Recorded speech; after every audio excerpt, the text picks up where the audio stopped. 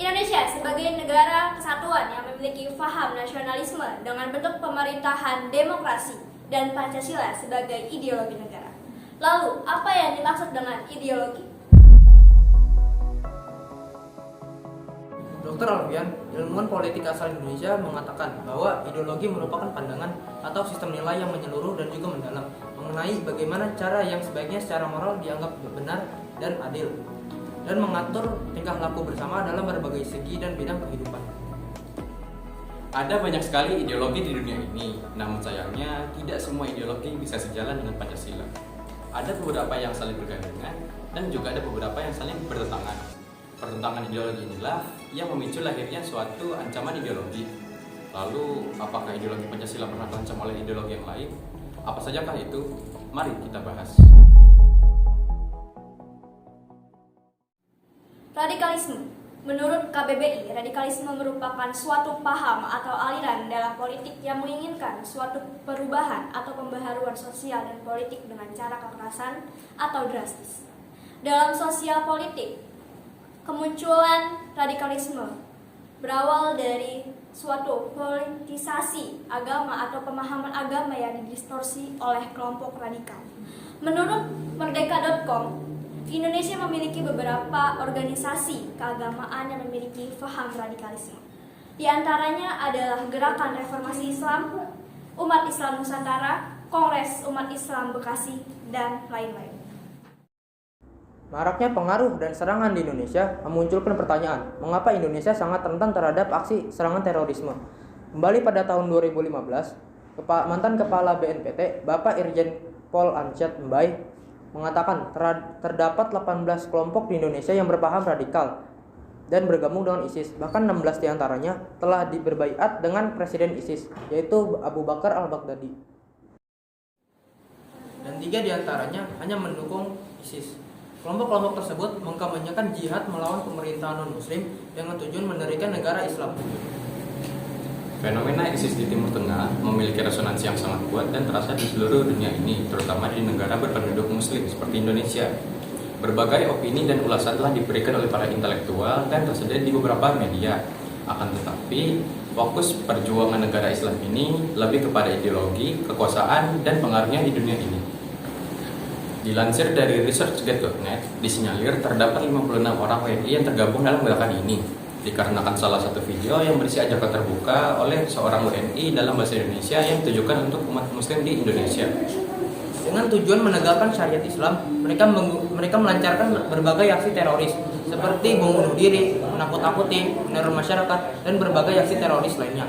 Dengan adanya kemunculan propaganda melalui media sosial, mereka menggunakan dalil-dalil jihad dan khilafah, sehingga sebagian warga negara Indonesia terpengaruh dan bergabung dengan kelompok-kelompok tersebut.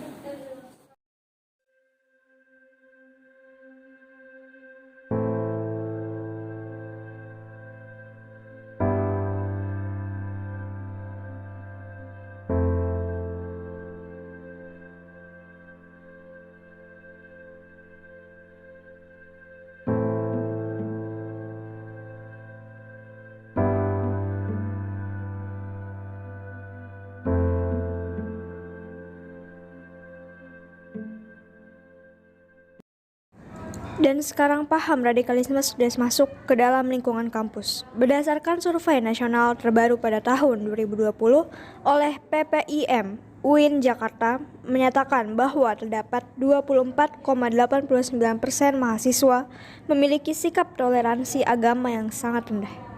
Dikatakan juga oleh Satgas Pencegahan Terorisme BNPT tahun 2020 sampai 2021, yaitu Ikhwan Syarif, terdapat 47,3% pelaku terorisme adalah kelompok muda berusia 20 sampai 30 tahun.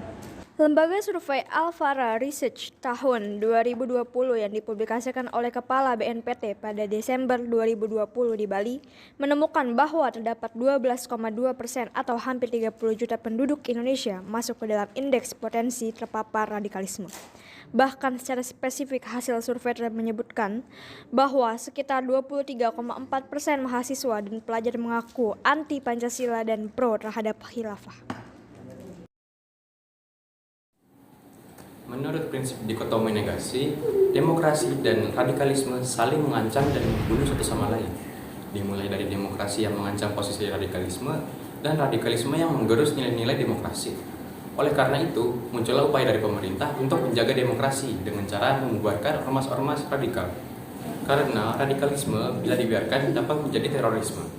Indonesia merupakan salah satu negara dengan mayoritas penduduk muslim di dunia.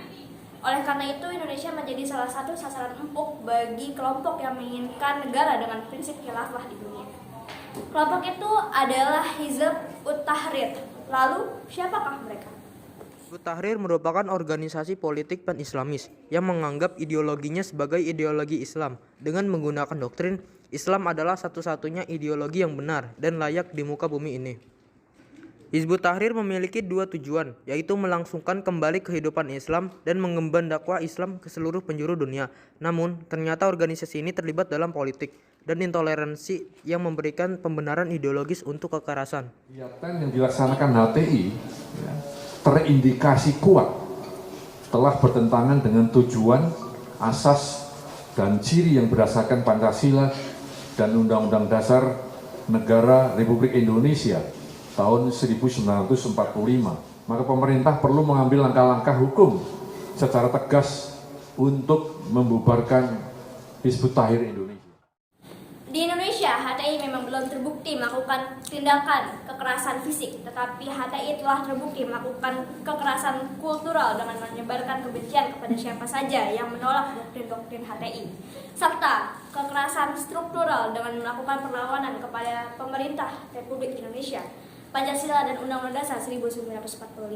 Oleh karena itu, pemerintah memutuskan untuk membubarkan HTI pada tanggal 19 Juli tahun 2017. Lalu, apa upaya pemerintah supaya paham radikalisme tidak menyebar lebih luas lagi di masyarakat?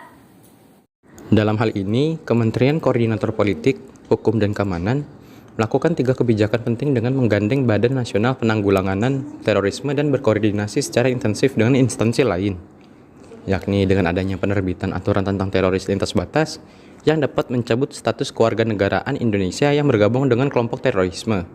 Dengan begitu, seluruh hak yang dimiliki sebagai WNI secara langsung hilang saat mereka menginjakkan kaki di sana.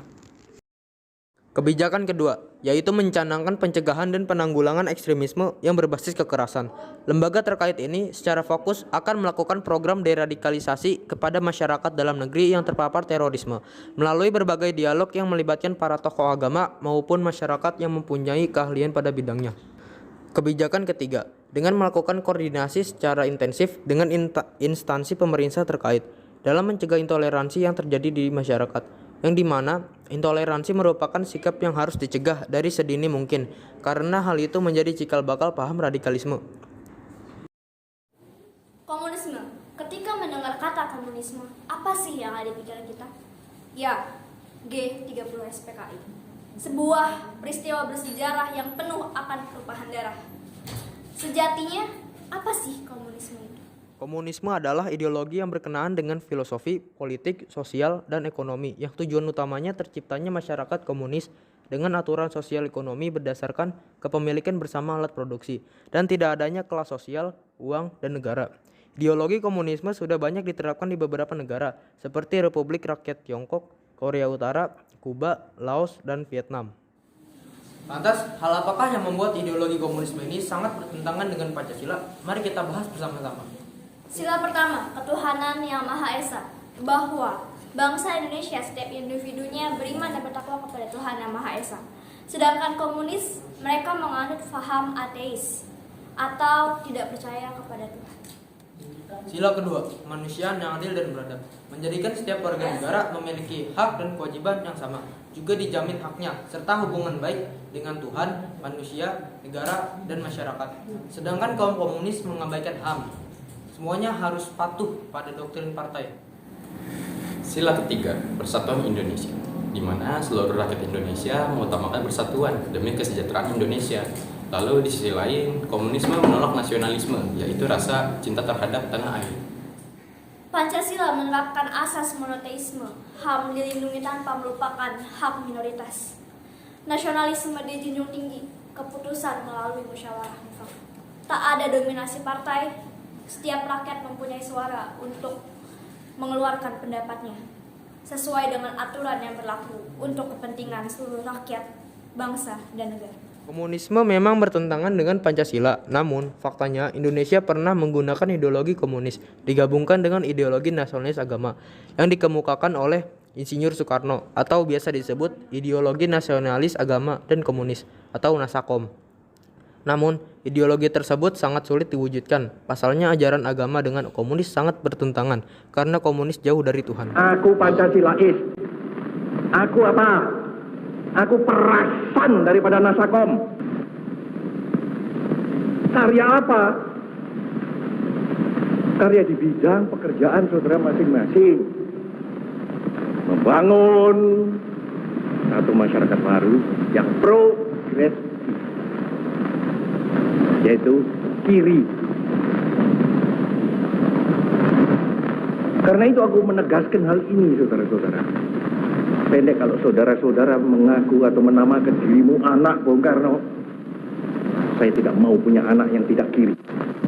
Walau tidak terlihat pada saat sekarang, kaum komunis di Indonesia pernah membuat bangsa Indonesia mengalami trauma karena tragedi berdarah yang selalu kita kenang dan abadikan dalam film G30S PKI. Tragedi yang akan selalu kita ingat dari generasi ke generasi demi hal itu tidak terjadi lagi.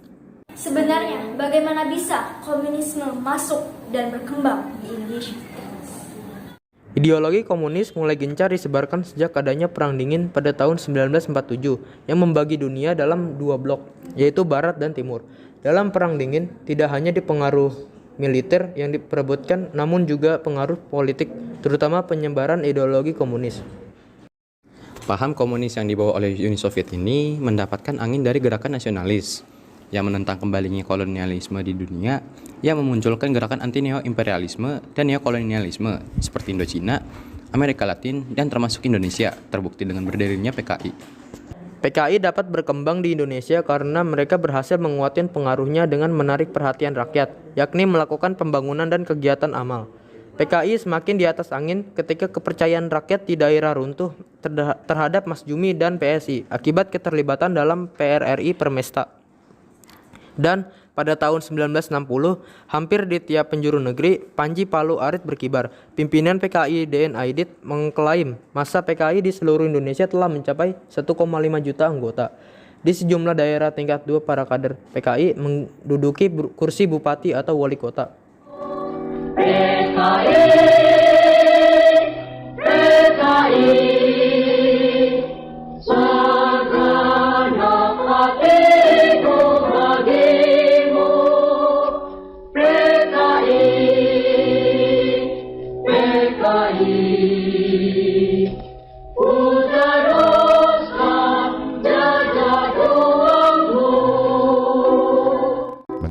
Namun, PKI Madiun melakukan pemberontakan terhadap pemerintah Indonesia pada 18 September 1948 yang bertujuan untuk menggulingkan Republik Indonesia dan mengganti landasan negara, dan pemberontakan ini berhasil ditundukkan oleh TNI pada 30 September 1948.